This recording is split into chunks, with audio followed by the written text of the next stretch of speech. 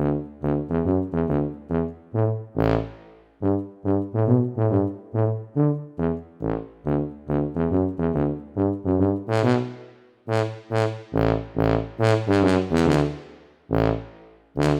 I'm in the car, I'm out and about. The sun came out, unlike the last video when I was in a jumper and almost a scarf.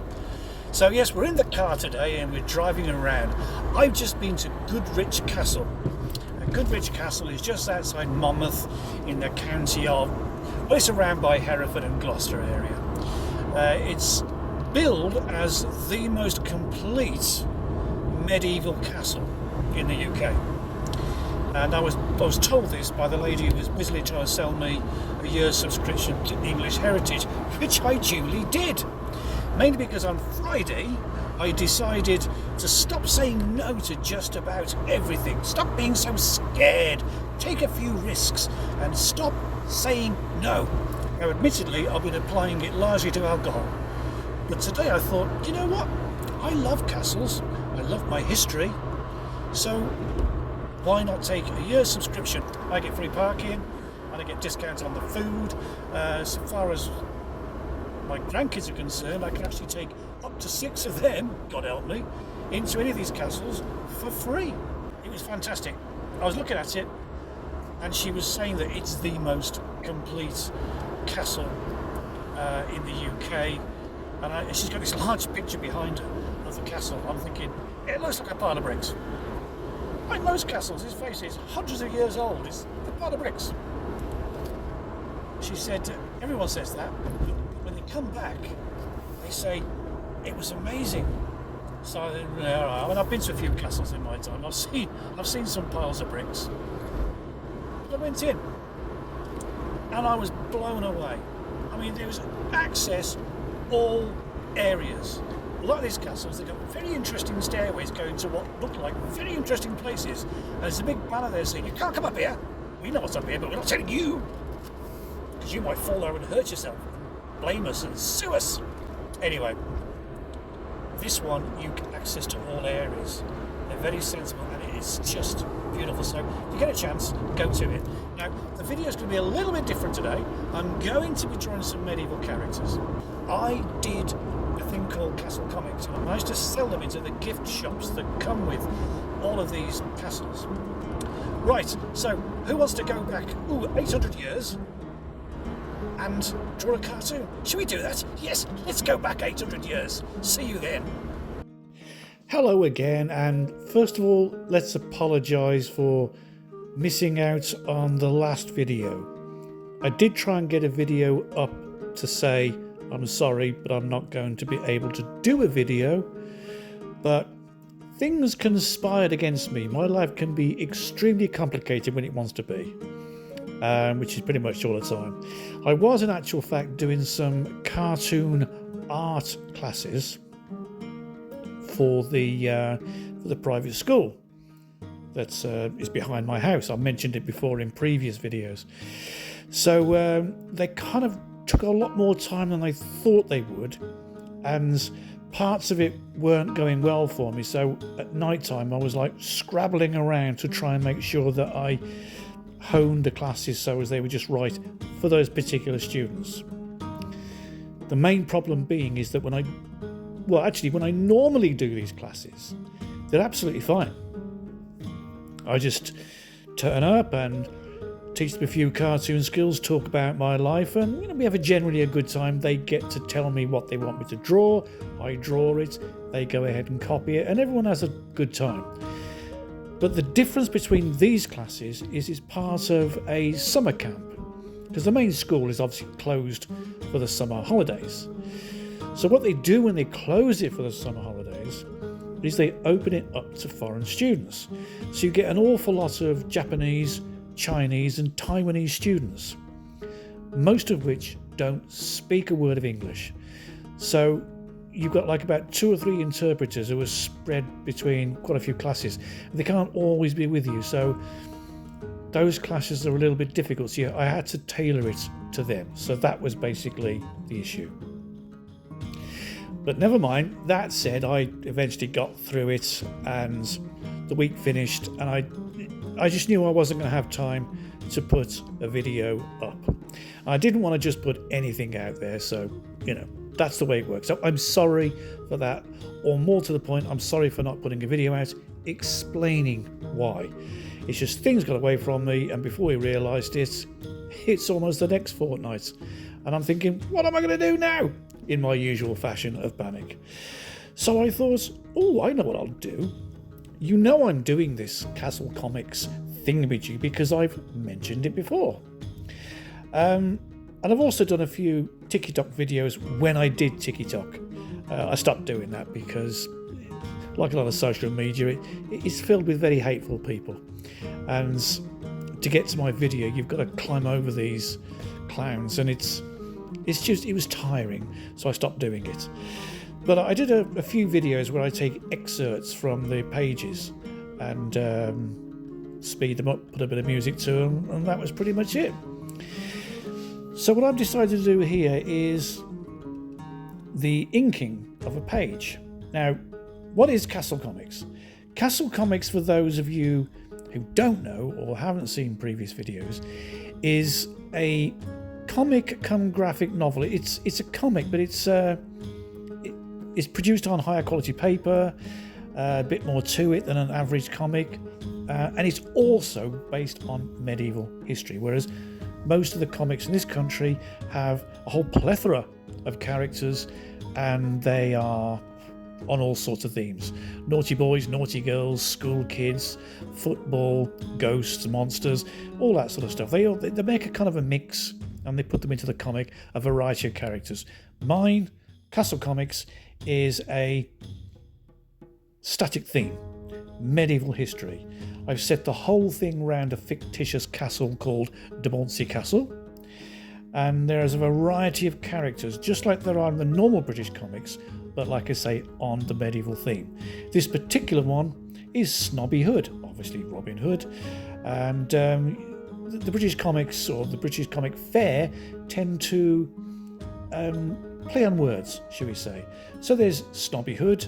The owner of the castle is William the Conk rather than William the Conqueror. He has a massive nose and he's very sensitive about it.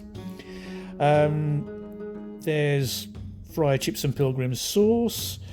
Well, there's Darth Crusader, Sir Charge and his page Lancelittle. And there's also the short-sighted monk, Brother Tonsillitis. There's just a whole bunch of them. Now, I did this as an A4 style comic, European style comic, and I put it out there and I sold it to the gift shops that you get in all of these castles that you can go and visit. And I sold it through English Heritage, Scottish History, I think it's called, and Cadw, which is the Welsh version. And I also sold it to lots of privately owned castles. And all in all, I think I sold around about 11,000 copies of this book. So it's quite a lot of books, and it was in probably well over 100 castle sites up and down the country. So it was quite a success, although I didn't know it at the time. Anyway, years went by, I ran out of money, and things went not too well with my work and what have you, and I had to sort of concentrate on other things, and I moved on. I moved on to other stuff. Fast forward to maybe about a year ago. I've still got a couple of these Castle Comics books left, and I was doing it wasn't a craft market. It was like I had a stall in a place called Irwood train station. It's like a cafe and gallery and all sorts of things in there. And they very, very kindly said to me, did I want to come along and sell my books? So I did. And I took the Castle Comics along as well, because it obviously paid for itself by this point, well and truly paid for itself by this point. So those books were pure profit. So I put them out there and I steadily sold them. I carried on going through them, and I thought, this book hasn't aged really. The kids see it, they grab it, they want to read it. And I'm getting like emails and letters of people, and people have come back and said that, have I got another one yet? Because their daughter or their son had got the book and they just sat in the back of the car and they didn't hear a word off them except giggles and laughter, as they just drove straight on through the entire book. And they said they'd never seen the kids do that before. They read a bit of a book and put it down, but not this, straight the way through it. Even with their normal weekly comics, the Beano and the Dandy and that sort of stuff, they'll still read a bit and put it down, go away, do something, come back, read a bit more, and so on. But with the Castle comics, they went straight through it. So I thought, great, I've got myself, a good book, I think. And of course, they learn a little bit about history. It's not in a preachy way, in a fun way. It's subliminal, shall we say. It sinks into their head. They don't realise that they're being taught things.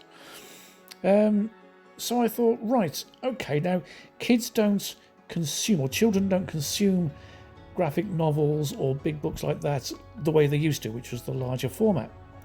They read things like Dogman and those kind of books, and so they're a more of a manga style in size. So then I decided, right, well, I'm going to do Castle Comics again. So I'm redrawing a few of the original stories. I'm going to add a few new characters in there. And I'm going to put a book out. The plan is to put a book out every year, resell it to the Castle gift shops, but also either sell it on my own stall or put it through Amazon, or probably both, and see if I can get a nice big market for it. So that's the plan. That's the reason why I'm doing these pages, is that it's slowly but surely being redrawn in between all the other things I have to do. So I may come back and say, I've got another one for you here, and Castle Comics, remember that? And you'll be involved in it. I'd like to involve you in it. So as it's building up and gaining momentum, shall we say, or building momentum, then come the point that it's actually finished, then you'll have maybe sort of like invested somewhat in it, and it'd be great for you then to go out and go and get yourself a copy. I don't know how many pages it is, but this particular story took place over one page in the A4 comic. But when it comes to the smaller format, I've reduced the amount of panels per page, and I think this one comes in at 3 or 4 pages of the actual book. Some of the stories were at 5-6 pages long in the original book, and they're going to be about sort of 10-15 pages long in the newer format. So the stories run over a few more pages, and I think I kind of feel a bit more invested in them. The panels might be a bit more interesting, the layout's different. The whole thing, I'm actually really quite proud of it, and I hope you enjoy it too. At this stage, I'm not sure how much the comic is going to cost. As I get closer to it, I'll have a better idea of the page count, and I'll be able to go and get a few quotes and give you an idea. So I'll keep you updated. And like I said, it's something that I'll do from time to time. I won't sort of every week put in another page of artwork, because I can't always guarantee that I'll get pages of artwork done during every week. It just depends what comes to the door and what I have to do, and where, what's happening in my life, I guess.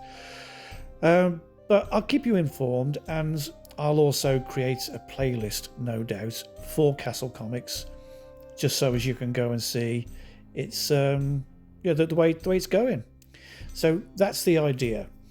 And on another point, when I was saying that, I'm thinking that some people might think, is the channel changing? There's certain things that are happening, like I'm speeding things up a little bit, talking over it, a little bit of music in the background. I'm just trying to sort of tweak at the edges to try and make it the best possible channel that I can make, and hopefully you will enjoy it, appreciate it and enjoy it. But as always, if it's not the sort of thing you want to see, let me know. If it is the sort of thing you want to see, or I produce something different and you say, I'd really like that, then let me know. And that's how we hone the channel into something that we like. Like, for argument's sake, the last video I did, it was just me doing doodling and talking about what's going on. Catching up, I guess. And a few of you wrote in, messaged in and said, I like that, I want to see more of this. So I want to do a bit more of that. I think there should be a playlist. There should be a playlist for that. But the ideas I had for that over and above what I've already done, because initially it was just me doing some doodles, but But I thought, well, this is probably a good way for you to learn how to draw a variety of things. So I thought maybe when I do the doodling, I've no idea what I'll call it, oodles or doodles probably, I'll start to pick themes. Like I'll draw farm animals and I'll doodle a whole bunch of farm animals: chickens, horses, pigs, cows, geese, dogs, cats, mice, anything that you can think of.